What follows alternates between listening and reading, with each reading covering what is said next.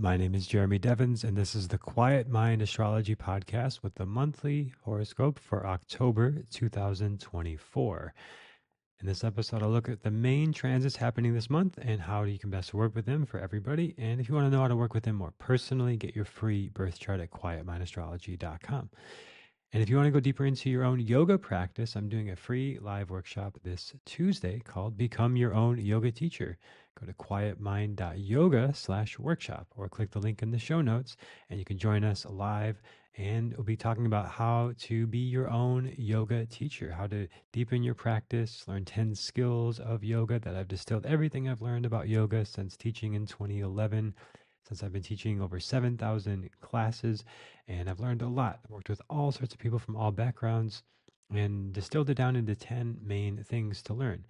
And I'll also talk about common mistakes people make with their yoga practice so that you can avoid, and the real reason you get tight muscles, which was something I struggled with for a long time. I had a lot of shoulder tension, back pain, and tight hamstrings. And I thought I knew how to address that, but I was making a lot of common mistakes that people make with yoga and learned how to work around those to actually relieve those pains. And now I'm grateful to say I wake up pain free every day. Age 38, no major injuries, no major aches or pains.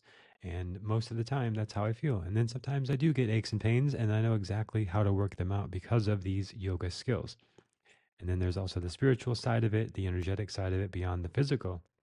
But most people do start with the physical. So if you want to go deeper into your yoga practice, this is the next step to do that. And it's free, it's live. I like to give away these free live workshops and share some of the best of my learning over the years. And then if you want to go deeper with me, the yoga teacher training program will be starting in October. I had to move it back because we had a little hurricane here in Oaxaca, Mexico, pass through. Luckily, no major damage to my region, but it was pretty intense and it did take out the power for most of last week, off and on. So, getting back on track now and excited to offer this free workshop on this coming Tuesday. So, quietmind.yoga/workshop is where you can sign up right now. And if you miss it, you can still join the waitlist or catch the replay while it's up for a limited time. So let's look at the major transits happening this month in October. Starting with the first week on October 2nd, we have a new moon / solar eclipse in Virgo in Hasta. So if you're watching the video, I'm going to show this as well so you can see what we're looking at. So whenever there's a solar eclipse, it's also on a new moon. And when that happens, you see the sun and moon are in the same sign of Virgo. And when they hit the same degree, that's the exact moment of this eclipse.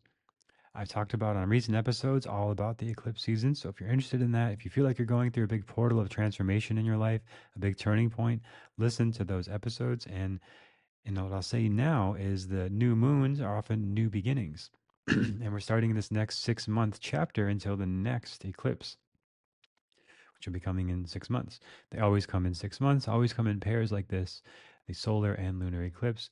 So the lunar eclipse, when the moon is eclipsed, this is the time of a completion, a culmination, a sort of boiling over. Like if we're imagine that metaphor of like boiling water and it starts to boil over, like we've got to do something about it now. We can't just ignore it. Otherwise, you're going to ruin the thing you're cooking. And in our lives, we've got to address these things, that emotional things coming to the surface through the lunar eclipse. There's still time. I consider it a 6-week window, the 2 weeks before the first eclipse, the 2 weeks between the eclipses, then the 2 weeks after, leading up to when we have the full moon on October 17th. Then we're in a new phase, completion of this whole cycle, and then we start the new phase. So really from now until October 17th is a great time to address anything that has boiled up or anything that's bubbled up to the surface, anything that's been unacknowledged that needs to be acknowledged, a difficult conversation to have, some emotion to express, practices to do, things to clean out of the closet. There's a sense of culmination. And where it is going to depend on the house that Pisces is in your chart, which I talked about in the last episode. Again, check that out if you haven't, but I showed you how to find what houses are affected for you in an eclipse. So you can be your own astrologer and apply this to yourself. And now with the lunar eclipse has passed, so these things have risen to the surface to be addressed, to be healed, to be resolved. so that we can now let them go and move on and move forward into this new phase from October 2nd for the next 6 months of what do you want to create? What's your vision for your life? Where are you going in the future? And it's a great time for just setting new intentions, starting new projects, beginning new things. If you want to go into the yoga teacher training program, we'll be starting the enrollment on October 1st. So that's an opportunity to move into that path if you want to go into the yoga path more. I think of yoga and astrology as symbiotic in a lot of ways. And traditionally in India, you learn yoga, Ayurveda, and Jyotish, Vedic astrology, all together. Because the yoga, you're learning about the body and the connection to spirit. And with Ayurveda, you're learning how to take care of the body and create longevity and health. And then with the Jyotish or Vedic astrology, you're learning how to see more clearly and perceive patterns and understand yourself and understand the big picture of the universe. And it's considered the eyes of the Vedas, the Jyotish, so that we see more clearly. Ayurveda is like the medicine system, the medical system of India. And yoga is the uniting of all of these things and bringing it all together so that we can more clearly perceive our reality, more clearly engage with our reality, and have this sort of spiritual perspective of all of the mundane things that we do. So they all work together really well. And it's a great time for going deeper into those things because of this eclipse cycle with Rahu and Pisces, this desire, this urge, this draw towards transcendence, liberation, spirituality, and Ketu in Virgo, this sort of detachment from material possessions and old ways of doing things. It's an amazing opportunity while this is still here, just until the spring, really, when Rahu and Ketu will move. This ending this 18-month cycle that Rahu and Ketu have been in will end in the spring. And this is right now until March 2025, October to March, is still a great time for letting go of things that no longer serve you, becoming a healthy, more healthily detached from the things that aren't really in alignment anymore. And what often happens in these kind of transits is the things that really you think you should want, or you think they should work, or you're trying to make it work, they just don't. And you really are nudged and sometimes pushed and sometimes thrown violently into needing to let that thing go, needing to make that change. So only you really know what that is for you. If it's different for everybody, we're all having our own unique experience, but we are all in this sort of cosmic clock of astrology where certain energies and timings are lining up for certain events, right? So if you do enough research of astrology through enough history, you see that just certain things are going to happen at certain times. Like Saturn and Aquarius, there's going to be major technological breakthroughs, which we're going through now with AI. We went through in the 90s with the internet, and it will continue in 30 more years when Saturn comes back to Aquarius.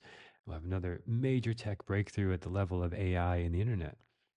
But this is one of those cycles, right? The Rahu and Ketu in Pisces and Virgo is one of these cycles where we can become more spiritually aligned and let go of the material things that are not working for us and start this new phase from October 2nd over this 6 months of really moving into this new part of life where you are more spiritually aligned, more physically, you've let go of the things that don't matter, that don't align spiritually, and it's a huge opportunity. So great time for setting intentions, beginning new projects, particularly things to do with health and wellness, Ayurveda, yoga, things that have to do with the body, disease, illness, mental health, physical health. These are all Virgo realms of things. Organizing your life more, cleaning out closets, just donating things, selling things. These are all favorable kind of things to do around this time. So that's October 2nd, big day. Also, on that particular day, it's a good day to lay low, no major decisions of new things. Yeah, set intentions, start to move in these directions, but maybe October 1st or October 3rd is actually the day where you make that decision. On the day of the eclipse, it's like the ending of a scene. I've talked about this in like theater. If you go to a stage play, a theater play, there's a ending of an act and the curtains come down and then the curtains come back up. The actual day of the eclipse is like when the curtains come down, and then the next day the curtains open up, and we're in this new act, this new phase, this new chapter of life. So, in the same way, when the curtains go down, the crowd usually goes quiet. You're present, you're just there, and you're just kind of waiting for the curtains to go up. So that's the kind of energy on the eclipse day. If you can, just kind of be chill, meditate, relax. Don't make any major decisions if you can. But there's certainly going to be major changes before and after. Just like in a play, usually right before the curtains go down, there's some sort of major development in the story. And then when the curtains come up, there's some sort of major new direction in the story. So that's okay. October 1st, October 3rd. Test it for yourself. It's not superstition, it's just observation from me. I've tested this many times. I've tested all the things I talk about on the podcast many times for many years. And I would recommend, from my experience, just that's what I would do. That's what I'm going to do. I'm not going to look at the eclipse. Also, it's also considered inauspicious to actually look at the eclipse with your naked eye. And we know now that's actually not good for the eyes. You need special glasses if you're going to look at the eclipses. But I would not look at all. And just chill out, just relax and enjoy the day. But around the day, major decisions, yes. Next notable transit this month is on October 3rd. Saturn, which is already retrograde in Purva Bhadrapada in Aquarius, will move further back through the nakshatras to Satabhishak, which is also a healing energy. So this is a great time while Saturn is going back through Satabhishak from October 3rd till December 27th to be doing healing work. And by December 27th, it'll move back into uh, Bhadrapada. So while it's going back here through Satabhishak, it's a wonderful time for healing work, working with healers, doing healing activities, yoga practices, massage, qigong, tai chi, any sort of modality of therapy that works for you. All of that is very favorable at this time. And going back to things that have worked well for you before, going back to teachers that have worked well for you before. So this is a nice big window, 3 months. You can do some really deep work in this time. Going back through the structures of your life, like systems you have, routines, habits, healing habits, for a long time, I had this nice routine in Austin, Texas, where I'd go to massage every week, acupuncture every week, and it was like this nice rhythm in chiropractor. So there's these three things I was doing as like a weekly routine, and that's like a nice Saturn kind of energy. Saturn and Satabhasha in particular, like doing this healing kind of routine. So over this 3 months, you might decide to create some sort of routine for yourself. Like maybe just once a month, you go to a body worker or you go to a float tank or whatever the therapy is. It doesn't really matter what it is. It's just that it feels like it's nourishing, nurturing, healing, and serving you and helping you be at your best, filling your cup. And especially if you're in a role of serving others or helping or healing others, even more so, very important to do your own healing practices and receive healing and fill your cup before you're helping to fill others. So it's a great energy. It's in its own sign. Saturn's in its own sign of Aquarius here. And it's ruled by Rahu in Satabhisha. Satabhisha is ruled by Rahu, which is in Pisces, which brings this greater sense of transcendent spirituality, moving towards this energy of liberation, of letting go of what's not working anymore. Great time for any sort of transcendent, meditative, spiritual kind of work. Tantric practices, psychedelic medicines, things like this. These are all very favorable. And Rahu is in Uttara Bhadrapada, which is ruled by Saturn. So there's a nakshatra sign exchange there. And the sign exchanges are always considered positive and favorable. So Saturn and Rahu are influencing each other a lot right now. So just be aware of this bottomless energy of like you think, oh, I need another therapy or another training or another thing that will somehow make me whole or that will somehow solve all my problems. That's the illusion of Rahu, thinking that there's just one more will be enough. And there's never enough with Rahu. So it's good to work with it, like Rahu's the strong desire. And if you can work with it in the sense of letting it pull you towards exploration, experience, growth, it's great. But if it starts to become addictive, or you feel like you have no choice, or you feel like you have to do it, or if you don't do it, it's the end of the world, that's the negative side of Rahu. And you've gone too far, and it's time to tone it down. I like the idea. Russell Brand, who's a lot of recovery and addiction, talks about if you want to know if you're addicted to something, just take it away and see what happens. So if you're able to easily just take things away from your life and you're okay and you're not super flustered and thrown off by it, then you know you have this freedom of choice. And that's the energy we hear with Rahu to be aware of. If you feel like you don't have a choice in something and you feel addicted, repetitive tendencies, scrolling on your phone, substance, whatever, behaviors, you feel like you can't stop, that's where it can be really helpful to get some sort of help and some sort of structure, which Saturn is, some sort of support group or a mentor or a guide or coach to help you to curb that addiction, or maybe putting more restrictions on your phone, for example, like an app that won't let you use social media for more than a certain amount of time or something like that. Creating more structures and systems in your life to harness the Rahu energy. Rahu is not necessarily just bad. It's a lot of power, a lot of energy. You just want to harness it well and not let it take over. So, great time for all sorts of healing work from October 3rd to December 27th. Things like yoga, spiritual practices, meditative therapies, float tanks, massage, body work, all that stuff. Very, very favorable. And you can really sort of restructure your life during this time in a more healing way. Getting up earlier, sleeping earlier, eating better, all these kind of things. I always come back to the basics. Last thing I'll say about this is anything to do with health. I always come back to, are you getting enough water for your body weight? And you know, if your urine is clear, you're getting enough water. Is your diet supporting you? And you know, if your digestion is good and you have a ripe banana coming out of you at the other end, you know your digestion is good. Are you getting enough sleep? So, your hormones, you can feel this, especially for men, you can feel your hormones, the testosterone boost in the morning. You know you're getting enough sleep.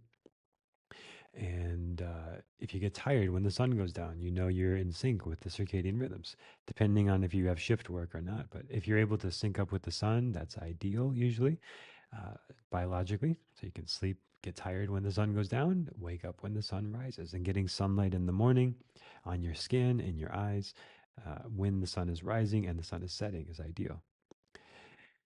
And then doing practices to work out the tension in your body.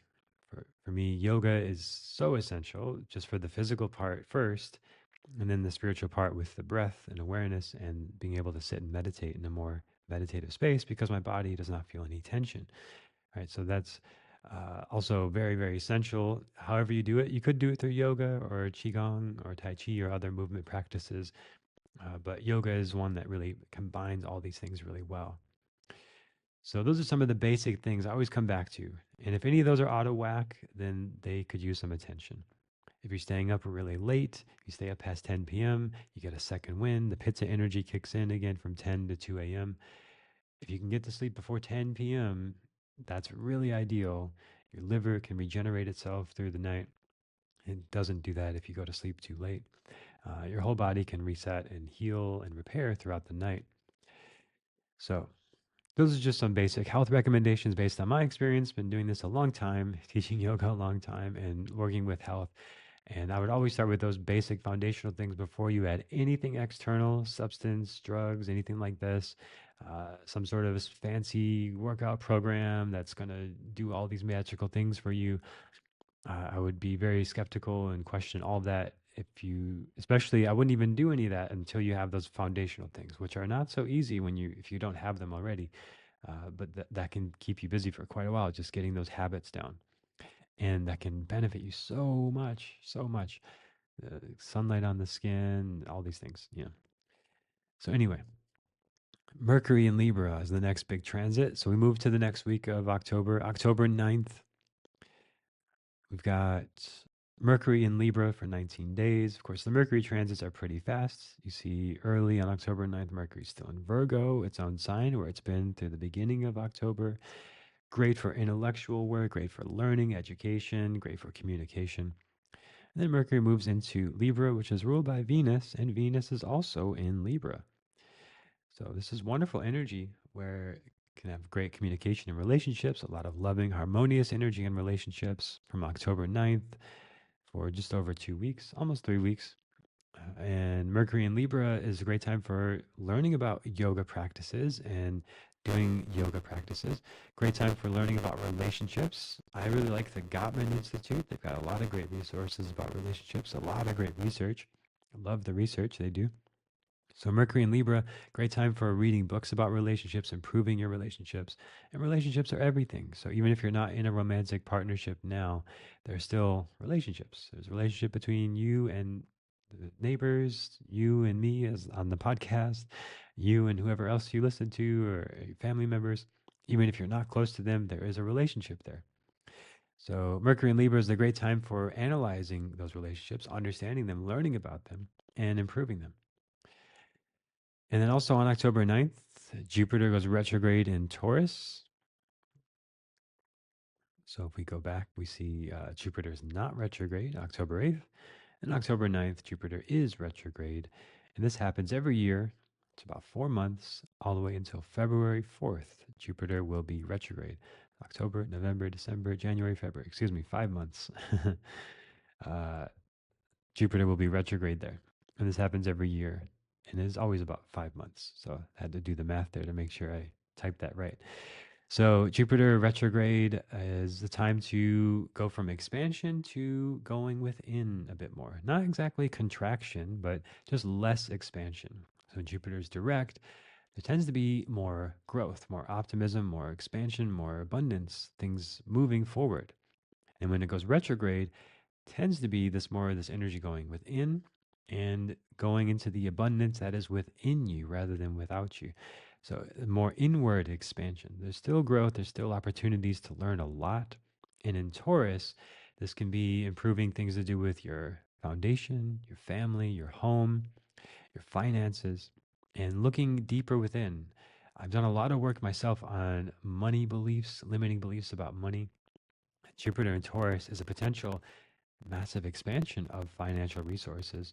And as it goes retrograde, it invites us to look within to explore what might be blocking those limits or blocking those resources. We might have upper limits. You might have heard this idea of like a thermostat, that we all have this sort of thermostat in ourselves for our lifestyle. That if our lifestyle starts to go beyond that thermostat, we'll do things to bring it back down. Like like for example, people who win the lottery often end up bankrupt within 5 years. Something like I think that's the right years, right stat, something like that, right? Because their thermostat just went way off the chart, and they wanted to get rid of that money as fast as they could because it was just so unusual for them and so outside of their comfort zone. So they get rid of it and they end up back where they started within a few years. So that's an example of like massive Jupiter expansion, like maybe Jupiter and Rahu conjunction in their chart, and they have this big expansion, and then they have to Jupiter goes retrograde. It's that time where you have to kind of pare it back. Like if you're growing a tree, right? You let it grow, and then at a certain point you got to trim it so it grows maybe in a way that's not choking out another tree or being choked out by weeds or something like this. Or for any sort of managing a garden metaphor, right? You let it grow, but then you've got to manage it, and you've got to make sure it's growing in a way that you would like. Unless you just want a jungle, and that's fine too. But typically with Taurus, Jupiter and Taurus energy, it's like that. It's like maintaining a garden. And you can also come back to the financial thing of if there's something inside of you that is afraid or uncomfortable about having a certain increase of income or limiting belief, if you have limiting beliefs about money, like maybe you heard these things growing up, money doesn't grow on trees, or I'm not made of money, these kind of things. They might seem silly and like, oh, I know that's not true, it's not a big deal, but it actually could still be driving you in a lot of ways that you're not aware of. And several years ago, I did this work myself, this just deep journaling about money with a coach, and realized those beliefs, I know they were silly, but they actually were driving my behavior more than I realized. So, great resource on this is A Happy Pocket Full of Money. That's a great book I can recommend. And Dollars Flow Easily to Me. It's another great book. These are both pretty unknown, less commonly known books, but they talk about the spiritual energy of money and resources. And money, you could also exchange for resources, assets, the Taurus stuff, right? Be able to provide provisions. And money is one of the tools, one of the currencies, the flows of energy that we use for this to do this. So this is a great time to do that kind of work. While Jupiter's retrograde in Taurus from October 9th to February 4th, looking within, uncovering your limitations, your limiting beliefs around money, And then also family and any sort of things to do with family and relationships, which also ties in well through October. This Mercury in Libra. So maybe there's like some family patterns, ancestral trauma, or things like this, or patterns that you want to address. Great time for going into that kind of work with Jupiter retrograde in Taurus, looking back at family patterns, talking to old family members, uncovering family patterns, things like this. Very favorable. So you can have more healthy relationships now. And I've been in this phase before. I've done a lot of therapy and work myself, and then sometimes I reach a point where it's like, I don't want to talk about the past anymore. It's, I've done that enough. And then I go forward and then I start to have a block in my current life or maybe in a relationship. And then where does that come from? Well, it comes back from some family stuff. So it always somehow comes back to that. When we try to go forward and we hit blocks and limitations, not always, but often it comes back to some sort of deep childhood thing that needs to be addressed. And this Jupiter retrograde Taurus time is a great time to do that as well. So looking back at family systems work, Bradshaw and the Family is a good book. I like. It's a little bit dated, but that sort of thing. The Gottman Institute is great about relationships in the current time. So this kind of looking back through family stuff, family constellation work is amazing. If you've never done that, it's really powerful stuff. Some of the most powerful breakthroughs I've had around childhood stuff came through that. So if you can find someone who offers that around you, that's really powerful healing work as well with the Saturn retrograde in Satabhishak. So that's all I'll say about that. But it's a big transit. It's 5 months, and also with Saturn retrograde and Pluto retrograde, Neptune retrograde. There's a lot of energy now on this end of 2024 to go within and to look back and learn from the past, so that you can move forward with this new eclipse energy. Right. You don't want to get stuck in the past. You don't want to spend all your time there, but you want to not let it limit your future growth and not let it be that you have some sort of thermostat setting you're not aware of and not conscious of, and it's blocking you from growing into the vision, the goals, the dreams that you have for your future. Next big transit is on October 11th. Pluto goes from retrograde to direct in Capricorn in Uttarashada. Pluto is going very slowly through Capricorn, a 20-year journey from 2020 until 2040, from the year 2020 to the year 2040. Pluto is in Capricorn, and it's bringing major government reform and revolution throughout the world. And here in Mexico, we're about to have a new woman president who's bringing a lot of reform to the country. And in the US, of course, the elections are coming up, and both candidates are basically saying if the other person wins, it's the end of the world. And because there's such a revolutionary energy, it's such a big change of energy. And there's such a divide in the US of left and right that whoever wins is going to steer the country more in that direction. And of course, in like Argentina, major government reform happening there, in different parts of the world as well. This last happened during the French Revolution and the American Revolution in the 1700s. This was last time Pluto was in Capricorn. So we've got some of this revolutionary energy going on with Pluto and Capricorn, a shakeup to the structures of the world. And already the US dollar being second choice for a lot of countries in the Middle East, that's starting to happen. As I've talked about, by 2030, it's likely that this will be that the US dollar is no longer the backing currency of the world that has it's been since World War II. And there will likely be some sort of digital currency, not Bitcoin, that is government controlled and potentially global, like WHO controls it or something like that. But there will probably always be some sort of underground currencies and things like that. But anyway, lots of big changes happening to government structures, systems, and like this through the world. So I think it's important to find what aligns with your values and what kind of systems and structures you want to be creating in your life. And doing that deep subconscious work, like I mentioned already. And now with Pluto going direct from October 11th, it's a time to start to move forward in your life and have new experiences that start to reshape your subconscious, new experiences that change old ways of being. And then when Pluto goes retrograde again in several months, it's a good time to go back in and start to learn from those things and see what worked and do that deeper work. But as Pluto's direct now, it's a great time to trust your instincts, your libido, your your ego a little bit more. Healthy ego, healthy libido. We need that to some degree as humans and social creatures. That some level of that, playing the role you play in society with less inhibitions, less worry about what will people think. Pluto and Capricorn is this revolutionary energy to like just go for it. Just start a new business, start a new project, start a new training, start a family. You know, these kind of things. If you feel like you're drawn to it, that there's a powerful energy now to move you forward. And yeah, you're gonna make mistakes, and your ego could take over, and you could hurt yourself or hurt other people emotionally. Don't hurt them, you know, intentionally. But with the Pluto and Capricorn energy, the ego is a little bit stronger again. And it's to move forward and just say, this is what I stand for. This is what I want. I'm just going to go for it with Rahu and Pisces as well. So it's a good time to just explore that and through the end of the year as well.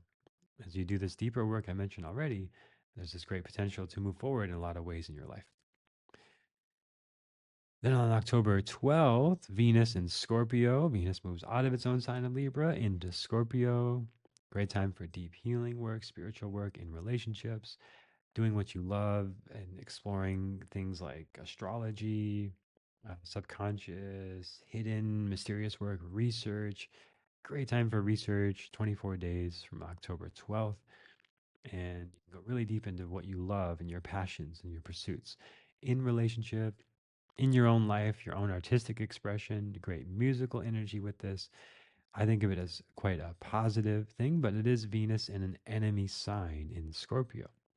So there could be some intensity here, some volatility. Following your desire could lead to some conflicts for these 24 days, October 12th through the end of the month. So, with that said, it's a good time to be doing yoga practices and looking at your astrology and doing deeper inner work so that is expressed in a positive way. Scorpio can be destruction, chaos, unpredictability, irrationality, and violent energy. Or it can express as deep research, spiritual work, going into the hidden, mysterious, occult studies. Things like occult just means hidden. Things like astrology, yoga, spirituality, tarot, things like this, mystical teachings. Great time for following your desire into those realms and balancing it out, not letting it be too obsessive, or letting it throw off your balance of your life, things like that. And if you notice that violent or aggressive or conflict energy coming up in relationships where this could be a challenge, see if there's ways you can bring out more of this spiritual research, things like this, tantric practices, just simply sitting with your partner and eye gazing is a tantric practice. That is bringing intention and energy into the love, into the sexual energy of a partnership, and you're being more intentional about it. And it's not just sort of taking over or being reckless or anything like that. So that's a very simple, very applicable example. If you have a partner, if you're not in a relationship, then doing the inner work of maybe even just looking in a mirror, looking at your own eye gazing in a mirror to look within, look under the surface and look within to yourself. Be very, very powerful during this Venus and Scorpio time. But yeah, astrology, I always, if you're looking for a book on astrology, I always recommend Beneath the Vedic Sky by William Levesey, and then Astrology Yoga by my mentor, Mata Benton. I think those are great resources if you want to go deeper in astrology. If you want to go deeper in yoga, the Yoga Teacher Training Program is opening. October 10th is actually the last day for people to join that when that opens. But if you want to learn more about that, join the free workshop I'm doing on October 1st, quietmind.yoga/workshop, because this is a great harnessing of that energy to do yoga practices. You're doing deep research into yourself and deep spiritual work, uncovering parts of yourself, Venus and Scorpio at its best.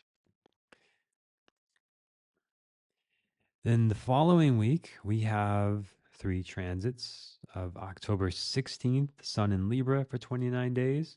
So Sun moves out of Virgo into Libra, where it's considered debilitated. And the US elections always happen when Sun is debilitated. The leader is weakened. I wish the US would move the election dates to not be during Sun in Libra. Maybe Sun in Leo would be really nice. That's a very powerful leader energy. But with Libra, there's always a division of it could go this way or that way. What about this? What about that? It's open minded, it's curious, it's exploring, it's willing to hear all perspectives. So all the US elections always end up about 50-50 or 49-51, whoever wins. And that's a very Libra kind of energy, Sun in Libra. But on the positive personal side, there's a lot of great things about it. It's a great time to delegate more, to ask for help, to be more collaborative, to be more oriented towards relationships and working together, problem solving together, more artistically expressive. So Sun, it's debilitated because Sun is the center of the solar system. Everything revolves around the Sun. And when the Sun's in Leo, it's great. What's in Aries, it's great. Everyone listens to the Sun. You follow the leader. You do what they say. And we all have our time with this transit. We all have people in our lives with these energies. But when Sun's in Libra, that's the opposite of Aries. It's the scales, it's balancing. And now the center of the universe, sort of, the center of the solar system, wants to or has to now compromise. And there's actually a star in the constellation of Libra that may be a star that could have life, and maybe in the distant future, humans will be able to reach that star and create and continue life in that part of the universe where Libra is. So it's actually some potential there that we could leave this sun, this soul, SOL is what the Latin word for our sun is, and we could move to another sun in another solar system far away, which is actually in the sign of Libra. So there's a kind of fun little astronomical thing there about this of like, why is sun debilitated in Libra? Well, we actually might be able to leave our sun for Libra eventually. But also, Libra is the symbol of the scales and it's about balancing. So the sun that wants to be the center now has to compromise. So there's a lot of need for compromise, collaboration, being open minded, listening. I like the Stephen Covey idea of seek first to understand, then to be understood. Something I've applied constantly throughout my life, especially in difficult conversations. Seek first to understand, then to be understood. That's the Sun in Libra kind of lesson. And if you notice you're into some sort of conflict or dispute or challenge in your life, and you're just wanting to be understood, wanting to be heard, and wanting it to go a certain way, there may be something where you're not listening well to the messages of the universe or the messages of someone around you, or not being open to hearing something from someone else.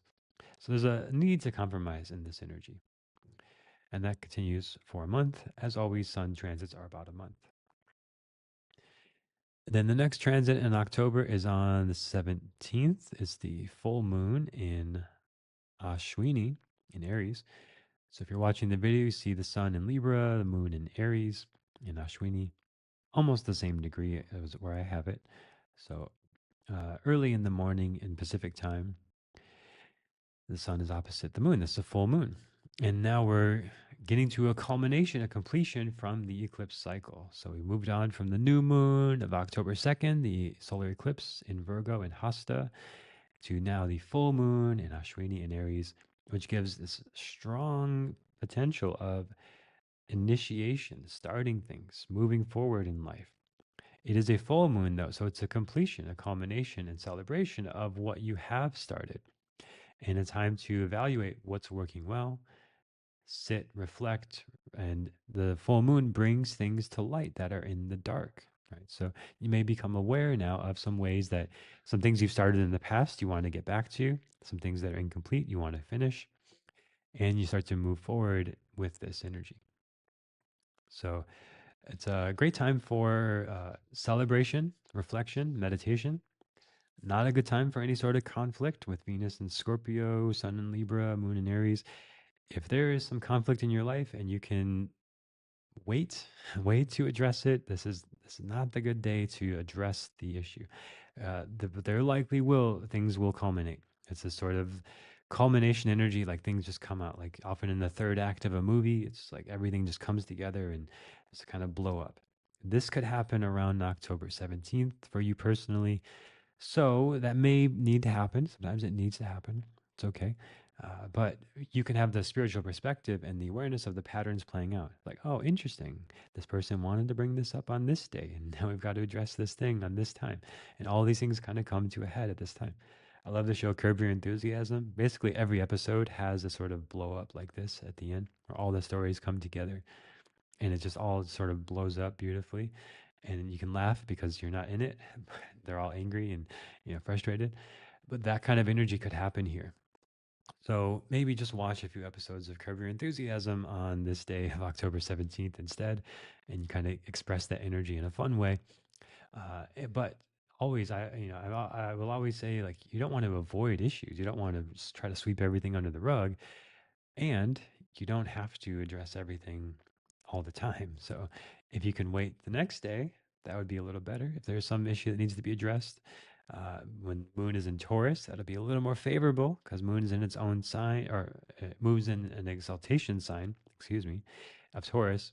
So actually, that will be, let me just make sure I give you the right info here. So October 19th. Yeah. So October 17th and 18th, if you can avoid any of these kind of big blowups, good. But yeah, October 17th, good time to have the conversation. If there is something you need to talk about or need to address or conflict to resolve or issue to handle, much more favorable energy compared to the first day. But still, it's a little bit tough, a little bit tense throughout the second half of October with Venus in Scorpio and Sun in Libra. It's like yielding, is the way here. I love the Tao Te Ching. It's my, if you ask me what my sort of most important spiritual text is, the Tao Te Ching is all about yielding and knowing when to let go, knowing when to be soft. And the soft overcomes the hard, just like water can erode rock. So it's a time throughout the second half of October to know when to yield, know when to chill out and not take the bait of conflict. And then October 18th, Mars moves into Cancer. Oh, excuse me, I have a typo there. So it's actually October 20th.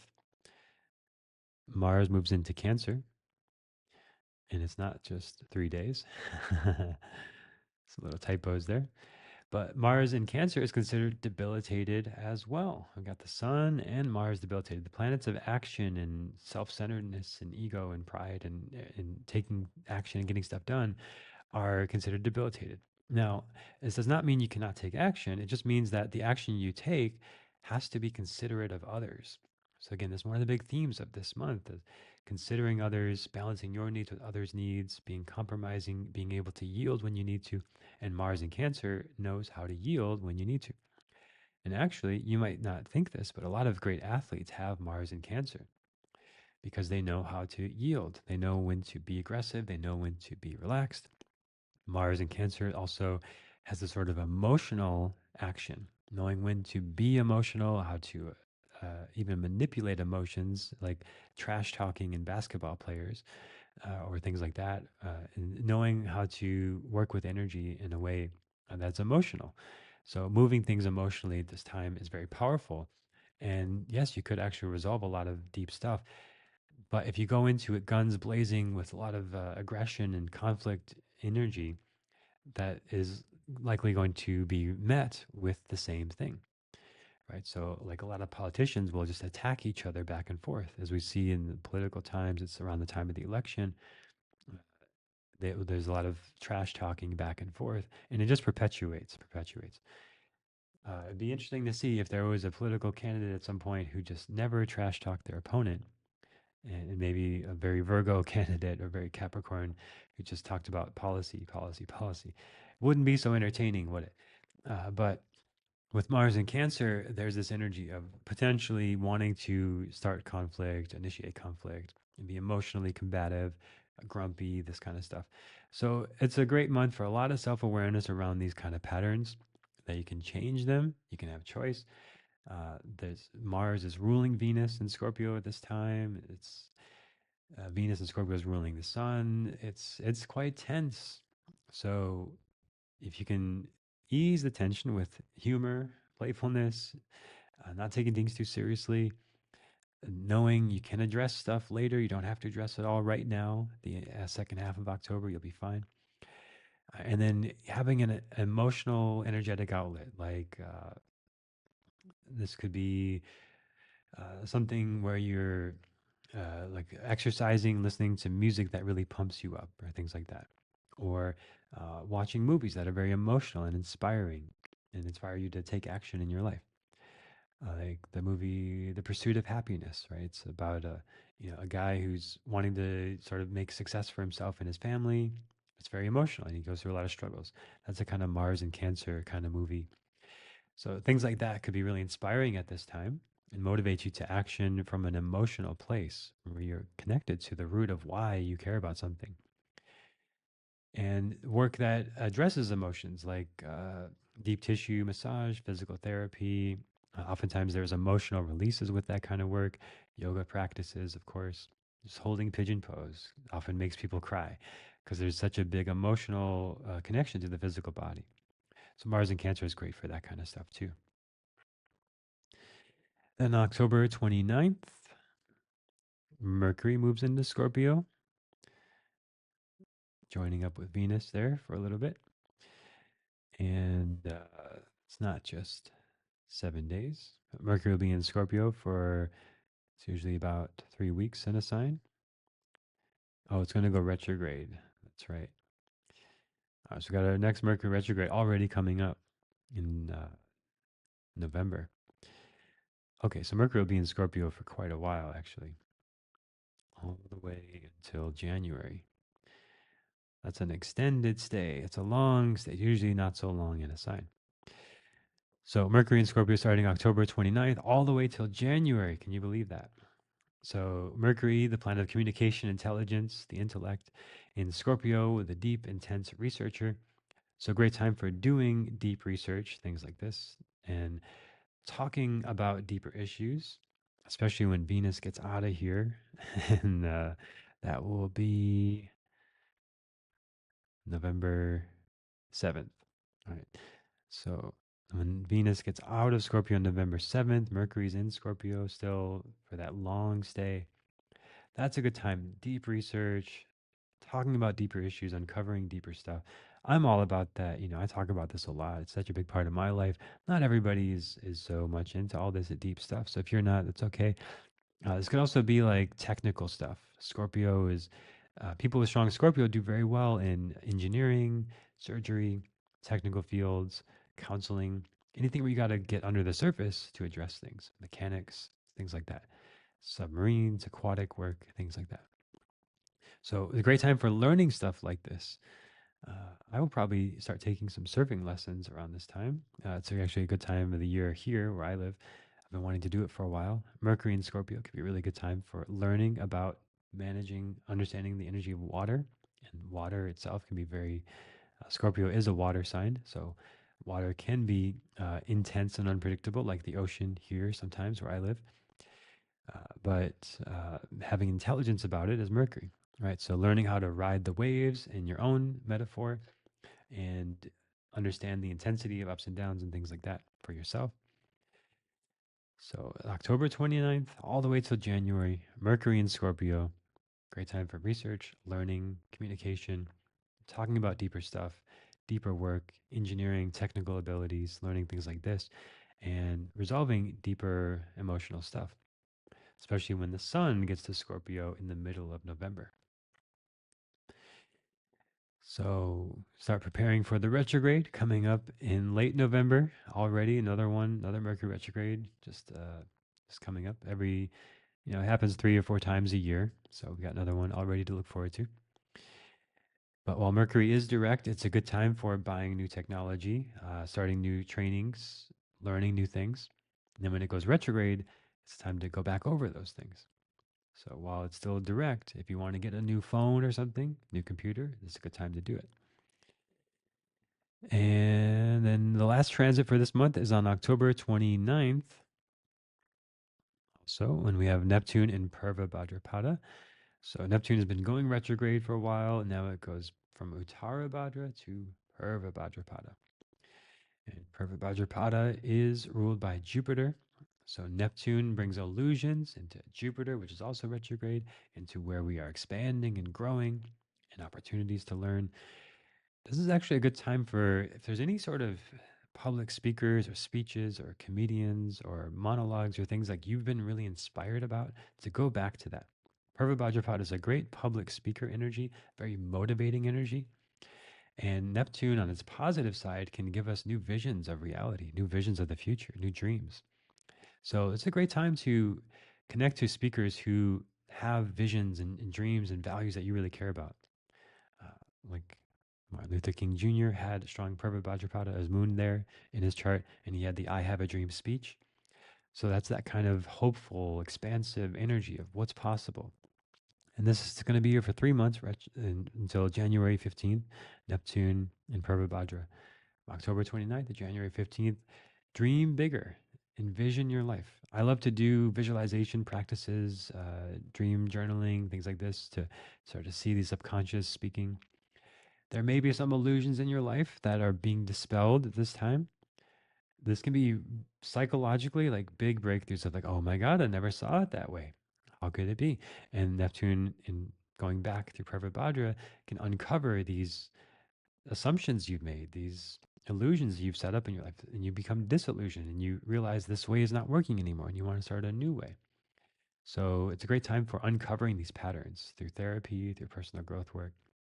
So, again, to summarize for this month, a great month for a lot of deep personal growth, knowing when to yield in relationships to better understand yourself, seek first to understand, then to be understood.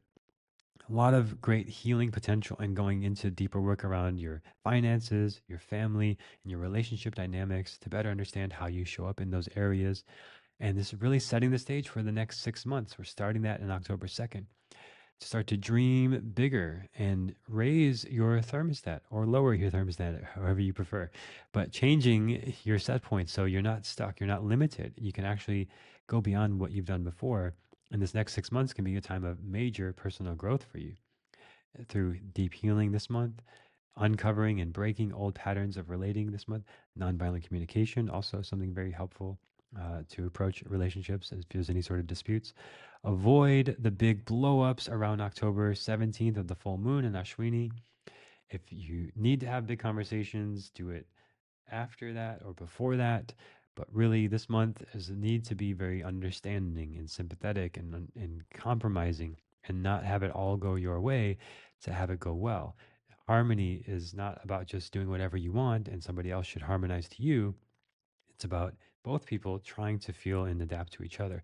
Sometimes one person needs to do that work more. Sometimes you might be the one who needs to adapt more to harmonize with the other person. There may be some things to talk about with that with the people in your life, but sometimes that is what is needed. That is what is the most harmonious thing. And to do that without resentment, of course, if possible. But there's a big opportunity here for healing relationships, healing finances, healing family, and understanding yourself better by being curious about others and setting a vision for the next 6 months. That's October 2024. And if you found this helpful, leave a review on Apple Podcasts, share it with a friend. Astrology is more fun with friends. And join me on the free live workshop, quietmind.yoga/workshop. Become Your Own Yoga Teacher workshop is coming up very soon. And we're talking about common mistakes most yoga students make, the real reason you get tight muscles, and 10 skills to deepen your practice based on my thousands of hours of teaching that I've learned that yoga can be distilled into these 10 things. And everything you learn can be in these 10 things. Whether you work with me in the teacher training or not, you'll have a roadmap to continue on your yoga path. And you'll be able to set up your own morning practice, know how to work with energy in your body. Lots of cool stuff. It's a workshop. So we're going to go deep. We're going to cover a lot in a short time. And it's coming up very soon. Quietmind.yoga/workshop. And if you catch it later, you can get the replay. Thanks for listening and look forward to sharing more with you next time on the Quiet Mind Astrology Podcast.